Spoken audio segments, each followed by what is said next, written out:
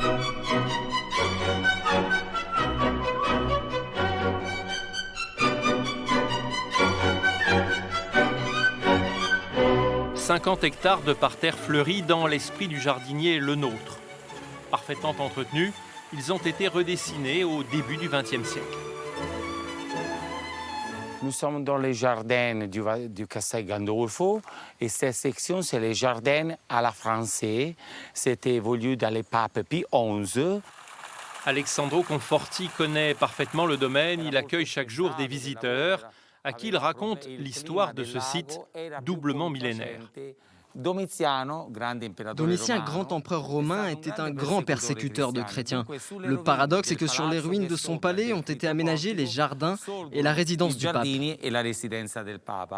Cela fait 400 ans que le Vatican a acquis la colline. Les galeries romaines ont été préservées, maintenues en l'état. Je sais déjà que je veux revenir très vite ici. Il y a beaucoup à faire et à voir. C'est très intéressant et c'est une bonne chose que le site soit désormais ouvert depuis quelques années. Chaque jour, des milliers d'Italiens viennent ici se promener. Mais avant 2014, c'était impossible. Castel Gandolfo, c'est la résidence des papes qui habitaient cette maison bourgeoise au bout du jardin. Dans la cour, on peut voir les fameuses papamobiles utilisées pour les audiences publiques à Rome. C'est le pape François qui a ouvert le site aux visiteurs. Salon de réception, appartement privé du pape, toutes les pièces se visitent après avoir parcouru les jardins.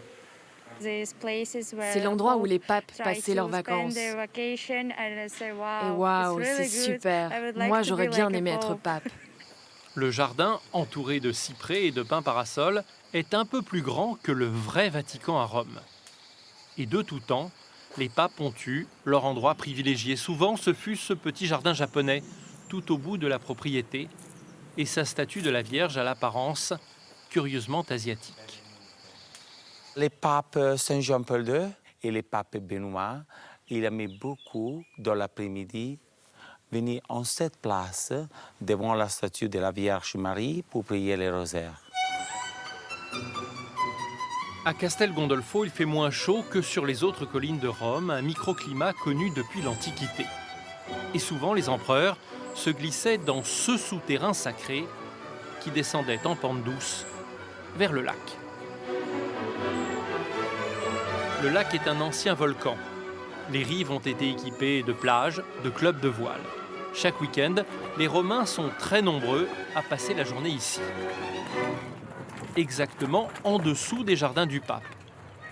Le lieu est devenu leur terrain de sport, grandeur nature. Attention, ok, c'est bon. C'est une carte postale, un morceau d'histoire, un site enchanteur. Il y a tout ici, les collines, le vert, le bleu, et c'est relaxant. En 1960, les épreuves de voile et de canoë des Jeux Olympiques ont eu lieu ici.